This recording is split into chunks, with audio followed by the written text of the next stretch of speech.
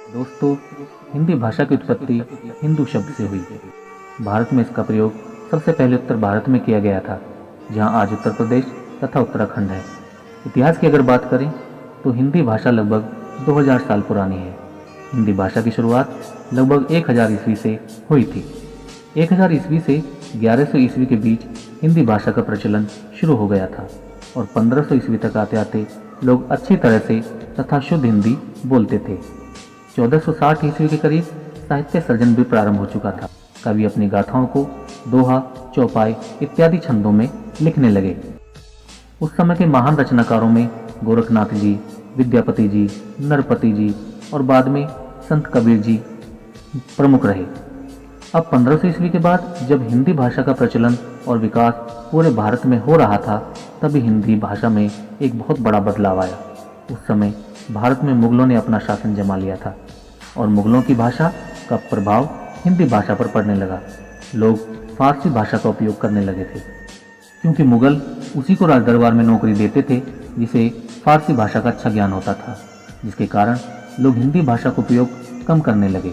इसका परिणाम यह हुआ कि फारसी के तकरीबन 3500 शब्द, अरबी भाषा के 2500 शब्द, पश्तो के 50 शब्द तथा तुर्की के लगभग 125 शब्द हिंदी भाषा में पूरी तरह शामिल हो गए।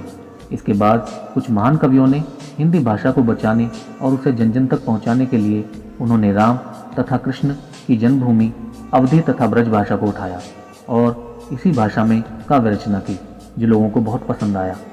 अब धीरे धीरे लोग ब्रज तथा अवधी भाषा को पढ़ने लगे तथा विदेशी शब्दों से उनका ध्यान हटने लगा।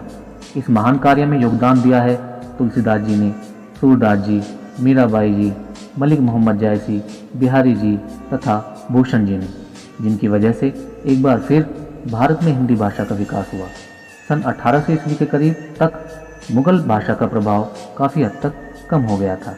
हिंदी भाषा का प्रयोग लगभग सभी भारतीय करने लगे, लेकिन ये सिलसिला ज़्यादा दिनों तक नहीं चला, क्योंकि अब अंग्रेज भारत आने लगे। उनकी अंग्रेजी का असर भारतीयों पर साफ नज़र आने लगा। अंग्रेजी का प्रचलन आसान भाषा होने के कारण बढ़ने लगा। तभी कुछ महान लेखकों ने गद्य साहित्य लिखना आरंभ कर दिया और उन्होंने खड़ी बोली हिंदी का प्रयोग किया तथा कहीं कहीं शुद्ध हिंदी का भी प्रयोग किया। भारतेंदु हरिश्चंद्र जैसे खड़ी बोली के लेखकों की रचनाएं लोगों को काफ़ी प्रभावित करने लगी। लेकिन अंग्रेज बहुत चालाक थे। उन्होंने अपना साहित्य लोगों तक पहुंचाना शुरू कर दिया। इसका असर यह हुआ कि हमारे कुछ भारतीय भी अंग्रेजी में साहित्य रचना करने लगे। महात्मा गांधी इस विषय पर चिंतन करने लगे। उधर अंग्रेजी हुकूमत धीरे धीरे पूरे भारत पर हावी हो गई। अंग्रेज अब अपनी भाषा व अपने धर्म का प्रचार करने लगे। उन्होंने देखा कि यहाँ कई धर्म होने पर भी भारत की एकता बनी हुई है, तो उन्होंने इस एकता को तोड़ने का प्रयास शुरू कर दिया। उन्होंने जाति और धर्म में फूट डालने का प्रयास किया। अंत में वे सफल हो गए। अब लोग अपनी एकता को छोड़कर अंग्रेज़ों के बहकावे में चलने लगे, जिसका परिणाम यह हुआ कि पूरा भारत अंग्रेज़ों का गुलाम हो गया। एक लंबे समय के बाद गांधी जी के फैसले के बाद अंग्रेज़ों ने भारत को दो हिस्सों में तोड़ दिया, जिससे हिंदू और मुस्लिम भाई के बीच दरार पैदा हो गई। कविवर रहीम जी ने सही कहा है कि रहीमन धागा प्रेम का मत तोड़ो चटकाए, टूटे ते फिर ना जुड़े, जुड़े गांठ पड़ जाए। कुछ ऐसा ही भारत के दो टुकड़ों में बंट जाने पर हुआ। दो देश ही नहीं, दो धर्म भी अलग अलग हो गए। दोनों धर्मों के बीच दीवार खिंच गई। भारत दो देशों में बंट गया, हिंदुस्तान और पाकिस्तान। भारत की राष्ट्रीय भाषा हिंदी तथा पाकिस्तान की उर्दू घोषित हो गई। जिस एकता को बचाने के लिए हजारों लोगों ने अपनी कुर्बानी दी, अंत में वही हुआ। अंग्रेज़ों की चाल कामयाब रही। पूरी दुनिया के साथ साथ भारत भी अंग्रेजी भाषा का गुलाम हो गया। आज विश्व में सबसे ज़्यादा अंग्रेजी बोलने वाला दूसरा देश भारत बन गया है। आज भारत में 80% से भी ज़्यादा लोग अंग्रेजी शब्दों का प्रयोग करते हैं। हिंदी भाषा को अब भारतीय गंवारों की भाषा मानते हैं और हिंदी बोलने में शर्म महसूस करते हैं।